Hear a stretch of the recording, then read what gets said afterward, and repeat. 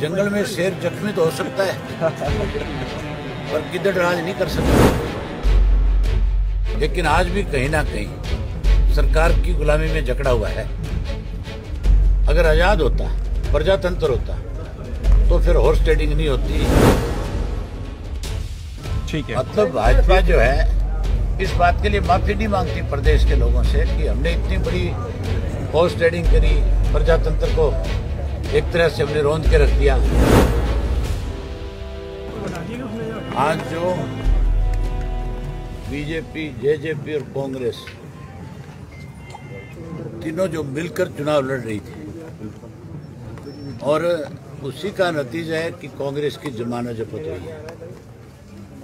जिसके 35,000 वोट आए थे पिछली बार, इस बार उसकी जमानत जब्त है।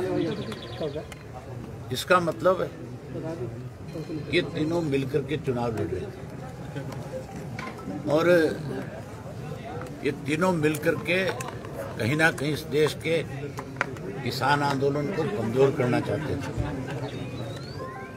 उस आंदोलन को कहीं बदनाम करना चाहते थे,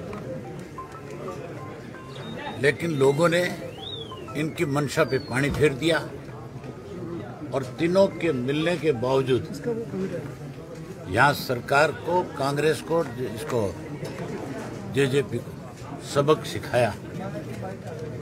जहाँ चुनाव में इनको मात दी, वहीं अब मुख्यमंत्री में अगर नैतिकता है थोड़ी सी भी, तो मुख्यमंत्री को अपने पद से इस्तीफा दे देना चाहिए। एक चुनाव तो मुख्यमंत्री तब हारा था जब ये अध्यादेश लेकर के आए थे 3 कृषि के काले कानूनों के। उस वक्त एक बाई इलेक्शन अब आ रहे हैं जब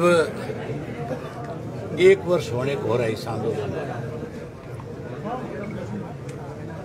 मुख्यमंत्री ने जिस ढंग से इस चुनाव के अंदर प्रजातंत्र का मजाक उड़ाया, इलेक्शन कमीशन को लाचार किया, जिस ढंग से हॉर्स ट्रेडिंग करी, पैसा बांटा, खुलेआम बोलियां लगी, करोड़ों, सैकड़ों करोड़ रुपए जो है पानी की तरह बहाया गया, उसके बावजूद लोगों ने फिर इनकी मंशा पे पानी फेरने का काम किया। अबे इस जीत का श्रेय क्या किसानों को देंगे? बोलने दीजिए। बिल्कुल, इस जीत का श्रेय 100% किसानों को ही है।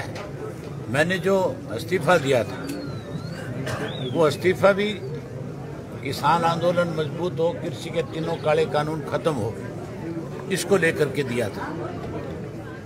और अब भी मैं दीपावली के बाद टिकरी बॉर्डर भी जाऊंगा और सिंगू के बॉर्डर पे भी जाऊंगा और एक बार जाकर के फिर उनसे पूछूंगा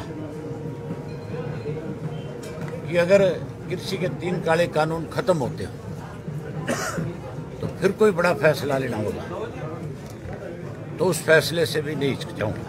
क्या आप फिर से इस्तीफा दे सकते हैं? सर, वो जो बड़ा फैसला आप कह रहे हैं, आप दोबारा इस्तीफा दे देंगे? अगर मेरे समर्थक कहेंगे कि एक बार फिर इनकी तसल्ली कराने के लिए इस्तीफा दे, तो फिर एक बार और दो। सर, अजय चौटाला और दुष्यंत चौटाला ने पूरी कोशिशें करी ताकि आप चुनाव ना जीत पाए, इस पर उनको कोई जवाब देना चाहेंगे?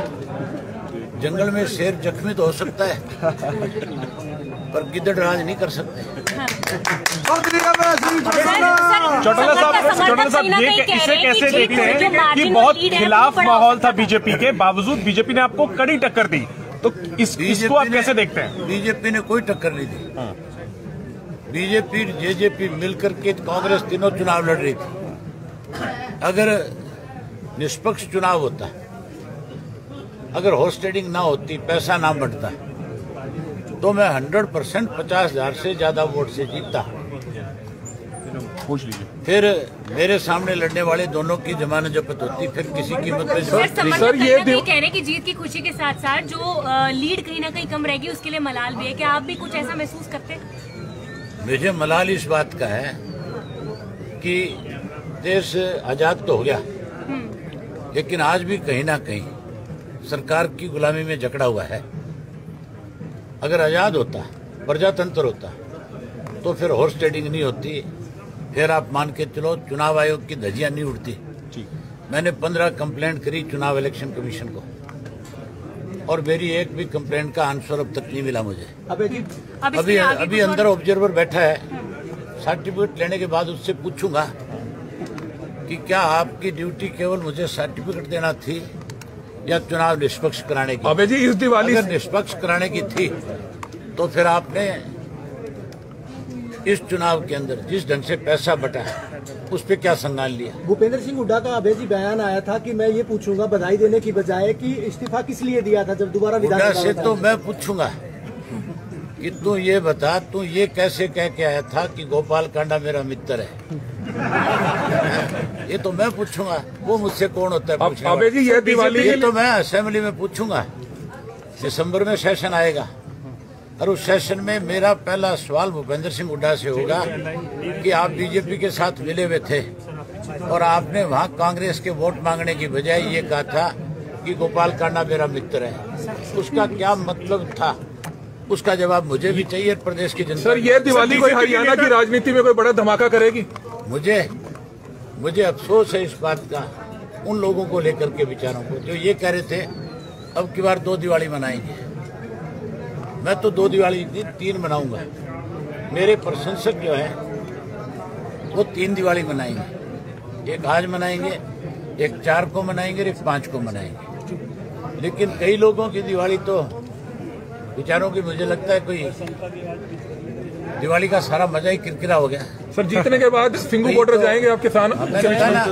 मैंने कहा कि मैं सिंगू बॉर्डर भी जाऊंगा और टीकरी के बॉर्डर पर। ठीक है सर। सर बीजेपी के लीडर कह रहे हैं कि जो अभय चौटाला चुनाव जीते हैं, हमारा तो 60,000 के करीब वोट पहुंच गया। हम तो मतलब पहले 45-46,000 में थे। वो अपनी जीत मानते हैं इसमें। वो हार को भी अपनी जीत समझते हैं कि हम हार के भी जीत गए।